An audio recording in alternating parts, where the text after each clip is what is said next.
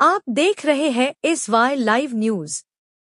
थाने police आयुक्तालय, नशा विरोधी दस्ते और मानस केंद्र ने संयुक्त रूप से गुरुवार 26 जून को नशा विरोधी जागरूकता अभियान की शुरुआत की। सहायक पुलिस आयुक्त विनय घोरपड़े ने सरकारी विश्राम गृह से हरी झंडी दिखाकर इस जन जागरूकता रैली की शुरुआत की।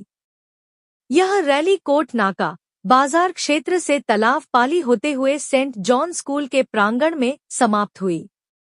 इस अवसर पर सेंट जॉन स्कूल और शेट इन के टी कॉलेज NSS के छात्रों ने अपनी प्रतिक्रिया दी।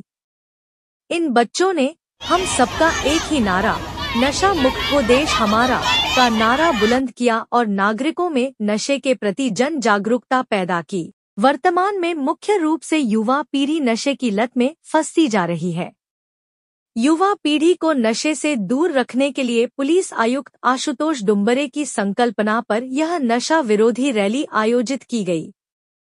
इस अभियान के माध्यम से नागरिकों में नशे के दुष्प्रभावों के बारे में जन जागृति पैदा की गई। थाने से यूसुफ पुरी की रिपोर्ट।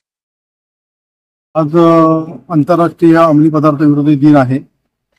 प्रामुख्याने युवा पिढी या अंमली पदार्थाच्या विळख्यामध्ये लवकर सापडते, तर युवा पिढीला अंमली पदार्थांपासून परावृत्त करण्यासाठी माननीय पोलीस आयुक्त श्री आशुतोष डुम्बरे यांच्या संकल्पनेतून आणि प्रेरणेतून ही अंमली पदार्थ विरोधी रॅली आम्ही काढलेली आहे। यामुळे मुलांमध्ये, युवकांमध्ये, विद्यार्थ्यांमध्ये अंमली पदार्थ संबंधी, त्याच्या दुष्परिणामांसंबंधी जागरूकता निर्माण होऊन जास्तीत जास्त युवा पिढीला त्यापासून कसं परावृत्त करण्यात येईल यासंबंधी आमचा हा छोटासा प्रयत्न आहे। तर मुलांनी चांगला प्रतिसाद दिलेला आहे।